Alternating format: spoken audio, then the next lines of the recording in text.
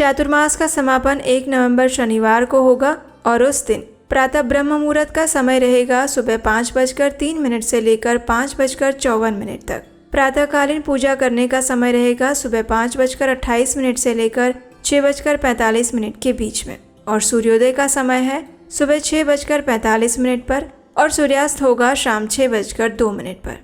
स्कंद पुराण में वर्णन आता है कि जो भी मनुष्य भगवान वासुदेव की प्रसन्नता के लिए मात्र शाकाहारी रहकर वर्ष के ये 4 मास व्यतीत करता है और भगवान विष्णु के शयन काल दौरान प्रतिदिन नक्षत्र का दर्शन करने के बाद ही एक समय भोजन करता है, वह व्यक्ति धनवान, रूपवान और यशस्वी होकर सदा के लिए वैकुंठ धाम में निवास करता है। चातुर्मास यानी 4 महीने, और ये 4 महीने कौन कौन से हैं? तो ये है श्रावण, भाद्रपद, अश्विन और कार्तिक मास। ये चारों मास वर्षा ऋतु में आते हैं, इसलिए अगर स्वास्थ्य की दृष्टि से भी देखा जाए तो इस 4 मास में वर्षा के कारण अनेक बीमारियां और संक्रमण फैले हुए रहते हैं और इस समय में अपने स्वास्थ्य का विशेष ध्यान रखना अत्यंत आवश्यक होता है। और इसलिए हमारे बुद्धिमान और विद्वान ऋषियों ने इस 4 मास में ऐसे नियम और उपवास बताए हैं जिसका पालन अगर हम करते हैं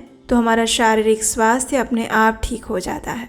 इसमें जो निषेध की गई चीज़ें हैं वो हमारे स्वास्थ्य को इस समय में खाने से खराब कर सकती हैं और इसीलिए इन 4 महीनों में कुछ कुछ चीज़ों का त्याग भी करना होता है।